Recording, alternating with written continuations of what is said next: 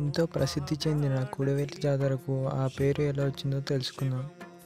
మహుంకార రూపం శివం శివం, రెండు వాగులు ఒక్క దగ్గర కలవడంతో కూడవెల్లి అని పేరు వచ్చింది. పవిత్రం మహాగాఢతిమిరాంతకం సౌరగాత్రం మహాకాంతి బీజం మహాదే. ఆ రోజు రాముడు రావణుని సంహరించిన తర్వాత అయోధ్యకు వెళ్తూ ఇక్కడ ఆగుతారు.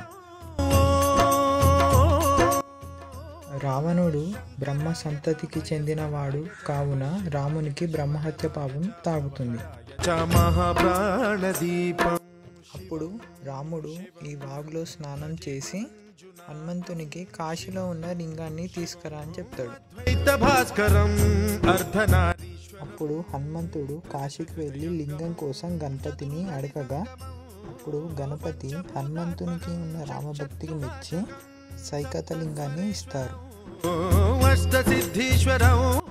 ఆ సైకత లింగాన్ని రాముడు చేసిన ఇసుక లింగాన్ని రాముడు పుష్యబహుళ అమావాస్య సమయంలో ప్రతిష్ఠిస్తాడు. శంకరం ప్రణత జన కింకరం దుర్జన భయంకరం సజ్జన శుభంకరం.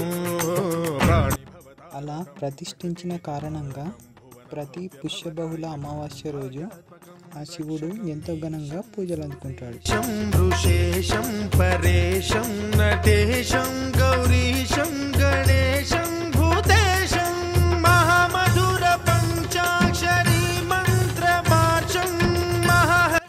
ఆ కాశీలో ఉన్న శివుడే ఇక్కడికి వచ్చాడని కొంతమంది చనిపోయిన వారి అస్థికలను ఈ వాగులో కలుపుతారని ప్రసిద్ధి. భద్రాయ చ ఇంద్రాయ చ నిత్యాయ చ నిర్నిద్రాయ చ మహాప్రాణదీపం శివం శివం భజే మంజునాథం శివం శివం.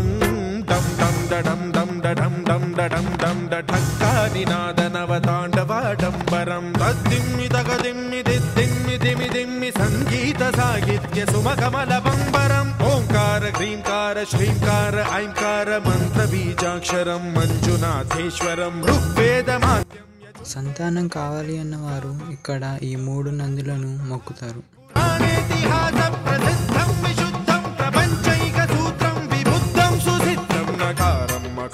సికారం బకారం యకారం నిరాకార సాకార సారం మహాకాల కాలం మహానీలకంఠం మహానందనందం మహాటాటహాసం జటాజూటరంగైక గంగా సుచిత్రం జ్వలద్వుగ్రనేత్రం సుమిత్రం సుగోత్రం మహాకాశభాసం మహాభానులింగం